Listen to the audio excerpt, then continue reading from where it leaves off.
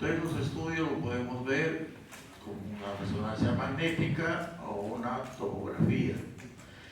La tomografía da mejor imagen, mejor resolución para huesos, para partes sólidas, y la resonancia magnética para elementos viscerales, por ejemplo, hígado, por ejemplo, pulmones, por ejemplo, corazón, por ejemplo, el páncreas, los riñones, y además le ponemos sustancia de contraste que puede dibujar exactamente la parte arterial y la parte venosa.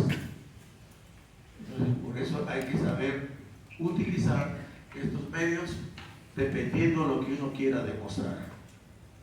Dependiendo de la sintomatología del paciente, yo voy a pedir una tomografía o una resonancia magnética. Tomografía para ver columna vertebral, para ver cráneo, para ver si hay fractura, ¿no? Pero si yo quiero tener imagen de la parte visceral, preferentemente es mejor una resonancia magnética, ¿ya? Entonces no se toman los exámenes por tomar, sino dirigidos hacia lo que uno quiere demostrar, lo que uno quiere encontrar.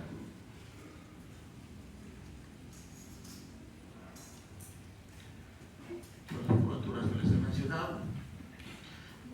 Esto lo vamos a utilizar en la parte de pelvis, más exactamente esta curva va a formar el canal del parto, ¿ya? El canal del parto.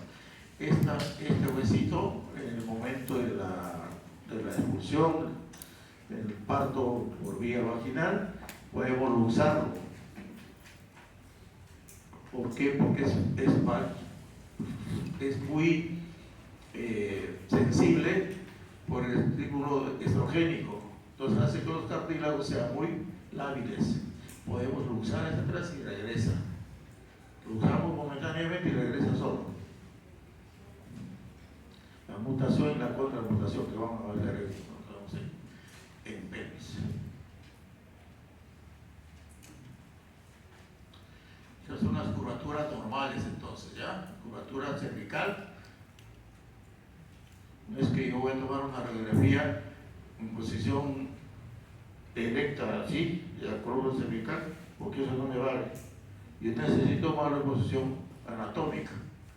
La posición anatómica es que tenga esta curvatura, una curvatura posterior, concavidad posterior, ¿ya?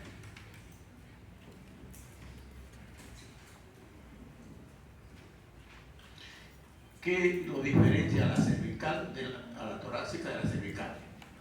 ¿Qué tiene la cervical? Tiene carillas articulares para los arcos costales. Tanto las vértebras torácicas como las costillas son bígamas, entre comillas. ¿Por qué? Porque tanto una cabeza costal como una vértebra torácica van a anastomosarse, van a unirse con una parecida o una semejante. Un arco costal se articula con dos vértebras y una vértebra se articula con dos costillas. Cada costilla tiene dos carillas, una superior y otra inferior. Esas dos carillas se van a articular con una vértebra superior y con una vértebra inferior. Y la vértebra tiene sus hemicarillas costales, una mirando hacia arriba y otra mirando abajo. La vértebra inferior se une con la vértebra superior y reciben a una costilla. Dos vértebras reciben a una costilla. Pero esa costilla superior y esa inferior va a recibir a otra costilla. La inferior a otra costilla, la superior a otra costilla. Y se unen con cada costilla acá. Entonces por eso se llaman las hemicarillas costales, superior e inferior, ¿ya? Superior e inferior. Cuando veamos las costillas, vamos a ver que también cada costilla tiene dos carillas,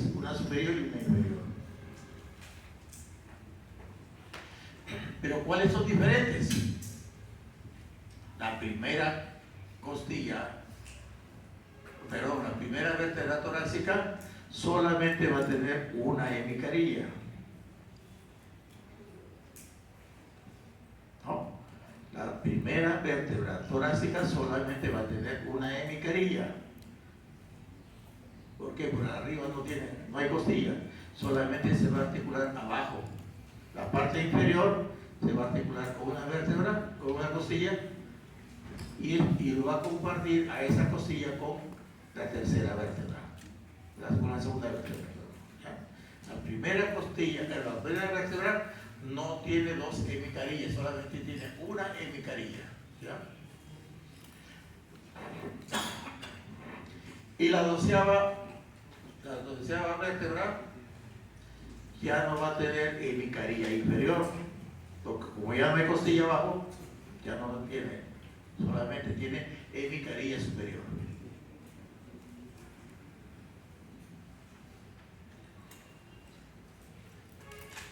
Comparativamente, un cuerpo vertebral torácico con el cervical es mucho más alto, más grande, pero su orificio vertebral es más pequeño y redondo.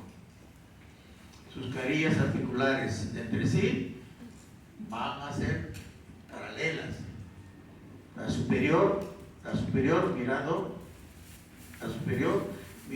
hacia adelante y la inferior mirando hacia atrás, pero están en el mismo eje.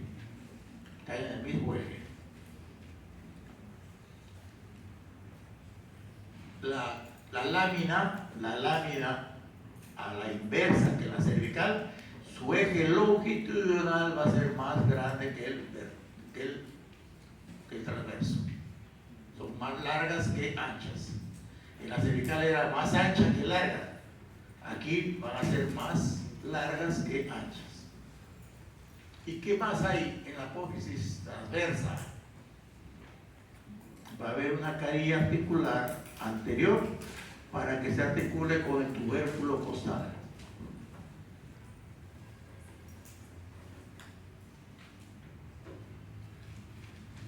Son deformidades de la columna, y esto es más que todo por problemas posturales. La escoliosis es el producto de mala postura. La escoliosis con S. Escoliosis. La cifosis puede ser ya por defectos anatómicos o también por la edad, que a veces ya estamos así, ¿no? Entonces, puede ser ya una cifosis de la vejez o también puede ser por posturas. La escoliosis se puede mejorar con ejercicios o con unos corsets. Endereza la columna.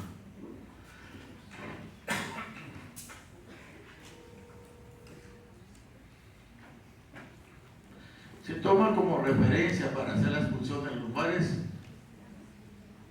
las eminencias de las crestas ilíacas. Por ahí, a la altura de la cresta ilíaca, puede hacerse la punción. L1, L2. Sería L5, L4, L3, L2. Acá, a esta altura, en la mitad de la columna lumbar, ahí se puede hinchar.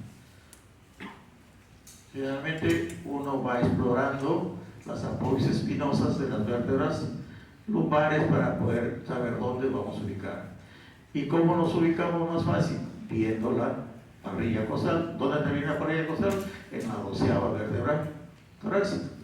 Entonces, de acuerdo a eso, podemos nosotros ubicarnos, ¿no? Como puntos de referencia, vamos a tomar las apófisis espinosas. Y lateralmente, las costillas. Entonces, debajo de los arcos de la última arco costal, entonces abajo arco costal, vamos a encontrar la primera vértebra lumbar, y así sucesivamente. Encontramos la primera, la segunda, la tercera, la cuarta, la quinta. ¿Cuál es de utilidad anatómica o de funcional? La primera y la segunda. Entonces, más fácil, no es fácil tocar arriba la región torácica, podemos empezar acá abajo. 5, 4, 3, 2, 1.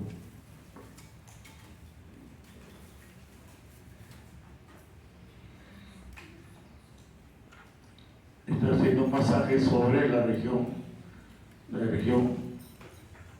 torácica, la parte posterior. Aquí está presionando el homóplato derecho, y aquí la columna.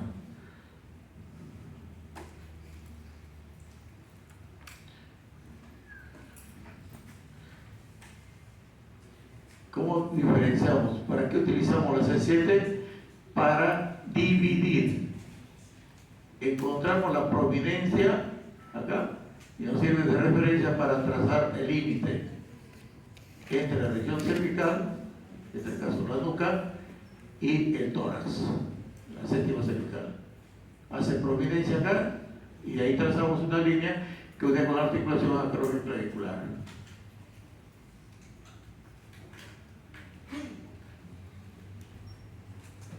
Con el embarazo se aumenta la lordosis fisiológica, pero esta lordosis es mucho más abultada en las blanquiñosas de Chincha.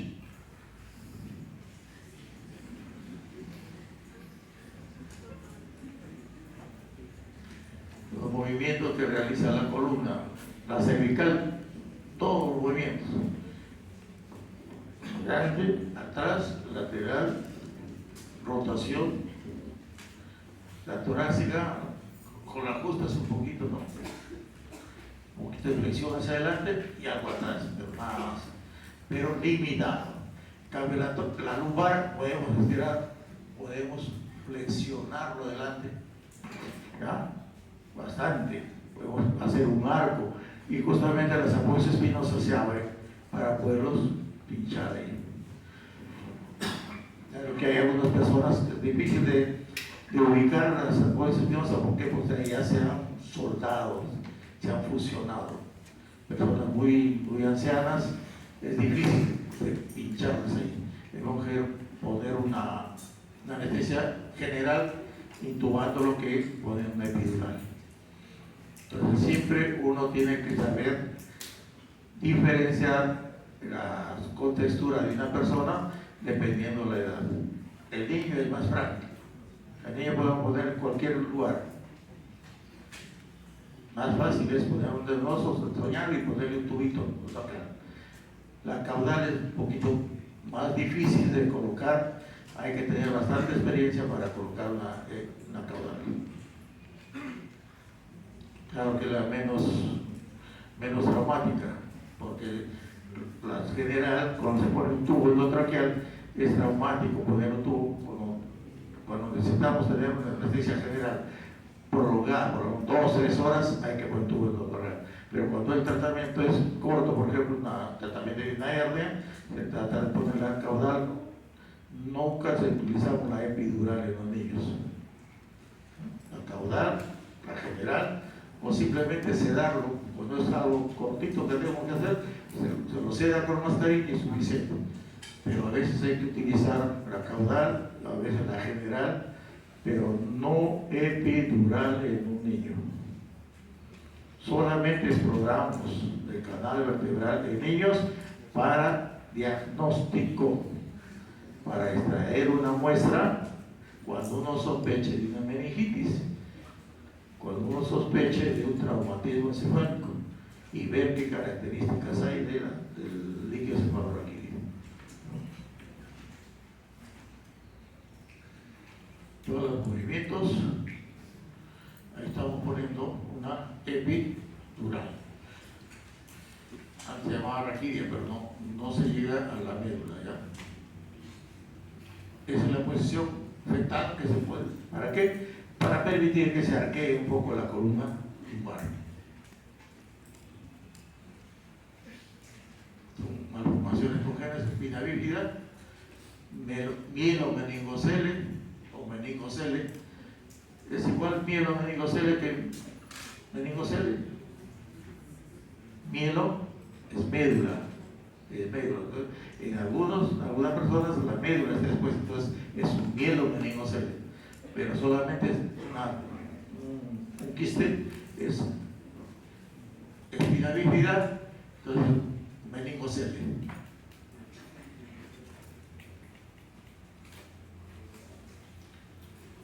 ¿Qué ves?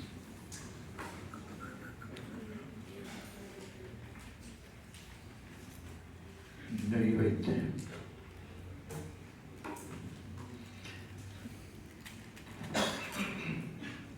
Dorso y nuca. Este ya lo hemos visto algo, pero de todas maneras hay que precisar. Región dorsal es desde acá hasta acá, todo el dorso, ¿no? La superficie del dorso, que viene desde la chakra hasta la región chakra.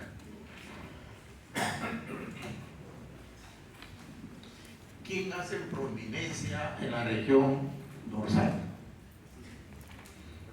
Dos grandes músculos. El trapecio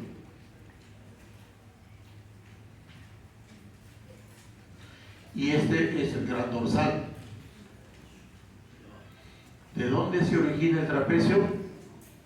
De las apófisis espinosas, de la línea curva occipital inferior y todas las apófisis espinosas, desde C1 hasta D11.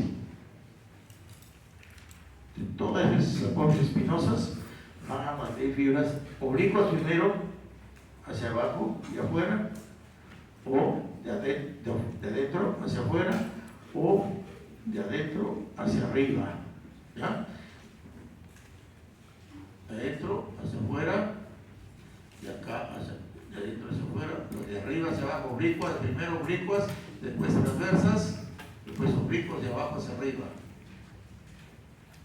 ¿Y a dónde se van a insertar? El origen está acá, todo esto, de ahí se originan las fibras, ¿verdad? ¿Y dónde van a terminar? En el labio superior de la espina de la escápula. Ese es el trapecio, ¿ya? Un gran músculo que sirve para trepar, para elevar el cuerpo. Y el otro es un músculo que nace de acá de la masa lumbar, de acá la poderosa, de hasta acá el gran dorsal ancho. Desde aquí, apófisis espinosa de las lumbares, y la última vértebra torácica, inclusive mucho más arriba, hasta la 10ª. Apófisis espinosa torácica, sale toda esta masa muscular que va a ir a insertarse en el labio interno del surco de la correa bicipital. Labio interno del surco de la correa bicipital, ¿ya? Ese músculo lleva al miembro hacia atrás. Con ese músculo podemos limpiar la espalda. Músculo gran dorsal o dorsal ancho. Estos dos músculos, el trapecio y el dorsal ancho, con el borde interno de la escápula, forman un triángulo que ahorita vemos que no está muy delimitado, ¿ya? Aquí está pequeñito, borde interno de la escápula, borde inferior del trapecio y borde superior del dorsal ancho. Cuando se quiere examinar a un paciente su función respiratoria, se utiliza un estetoscopio y se pone la campana del estetoscopio en la superficie del tórax. Si queremos explorar panorámicamente, utilizamos ese triangulito acá, pero para que se amplíe este triángulo pedimos al sujeto que cruce los brazos hacia adelante, utilice el pectoral mayor para abrazarse, consigo mismo se acaricia, ¿no? De esta manera, el triángulo que era pequeñito se va a ampliar. Ese triángulo del homóplato, parte interna, trapecio y dorsal ancho se amplía. Entonces ahí ingresa exactamente la campana de estetoscopio y podemos escuchar el murmullo vesicular. Murmullo vesicular. ¿Qué cosa es murmullo vesicular? Los movimientos de cierre y apertura de los alveolos. Ese es el murmullo vesicular. El cierre y la apertura de los alveolos se llama el murmullo vesicular. Entonces, primero comparativamente escucha a un lado y otro lado. Cuando yo encuentro alguna diferencia entre ambos, uno no encuentro nada. No hay ronquidos, no hay silbidos, ¿no? Y el otro sí, o el otro no escucho nada. Entonces tengo que auscultar comparativamente lado bueno con lado afectado, arriba, a medio, abajo. Y si ya veo o escucho o no escucho nada, me veo obligado a demostrar lo que estoy encontrando. Yo lo describo lo que encuentro, pero aparte me aseguro de tener una prueba. Y esa prueba es una radiografía. Una radiografía anteroposterior y una lateral del lado afectado. La anteroposterior para demostrar que el lado está afectado y la lateral para ver qué parte del pulmón está afectado. Si es arriba, es abajo, es en medio o es abajo. ¿Ah? Entonces, de todas maneras, si yo encuentro que hay alguna dificultad, hay silbidos, hay ruidos extraños, o no escucho nada, tengo la obligación de demostrar lo que estoy escribiendo. ¿Sí? Tengo la obligación de pedir una radiografía. ¿Para qué? Para que el paciente también entienda que tiene algo y por el cual yo le voy a dar un tratamiento. No le voy a pedir por las puras, no por hacerlo gastar más, no, sino para demostrarle que tiene algo afectado. Algo está funcionando mal en su tórax y le estoy demostrando que es radiografía. ¿Sí? No por las puras. Los exámenes son dirigidos hacia la sintomatología, hacia la signología que me encuentre. Sintomatología lo que el sujeto refiere y la signología lo que uno encuentra. No encuentra con el tacto, sino por escuchar. Yo escucho algo raro o no escucho nada, tengo que demostrar. ¿Por qué no escucho nada? Porque está ocupado, no funciona. Hay una masa ahí. ¿Y esa masa cómo lo voy a demostrar? Con una radiografía. Y si sospecho algo más profundo, ya le puedo poner una resonancia magnética. Cuando sospecho una tumoración, le voy a pedir una resonancia magnética. Pero de primera intención, una radiografía. La radiografía, ¿qué me va a ayudar? ¿Cuál es la sustancia de contraste? El aire. Cuando hay una buena expansión pulmonar, cuando se funciona bien el pulmón, va a estar oscurito, lleno de aire. Pero si hay una masa, voy a encontrar una porción blanca, no oscuro, sino blanco. Cuando está funcionando, veo nítidamente el árbol bronquial que se expande, ¿no? Y los senos cosodiafragmáticos se utilizan. En cambio, cuando hay masa, cuando está ocupado, no hay, encuentro el seno cosodiafragmático ocupado. Hay líquido o hay una masa, ¿no?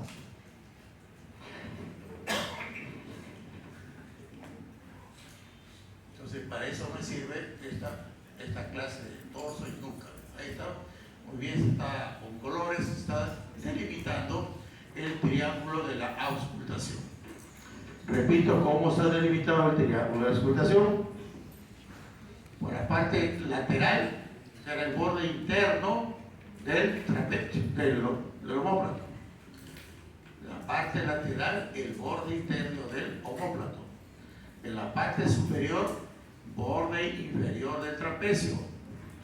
En la parte inferior, el borde superior del dorsal ancho.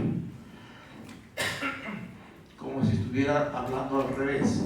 No es que esté hablando al revés, sino que estoy diciendo exactamente los elementos que conforman este triángulo. ¿Sí? Externamente, ¿quién está? El omóplato. Su borde interno del omóplato, ¿no? Esta es la línea media. ¿Sí? Su borde interno está mirando acá. El borde inferior del trapecio de arriba. Borde inferior del trapecio está arriba. Y el borde superior del dorsal ancho está abajo. Adentro de, encima de, debajo de qué? Del triángulo. A este espacio lo estoy delimitando. ¿Lo entienden o no lo entienden? ¿Sí? Estoy diciendo que el triángulo de resultación está formado externamente por el borde interno del omóplato, hacia arriba por el borde interno del trapecio y hacia abajo por el borde superior del dorsal ancho. Ya más claro en el agua.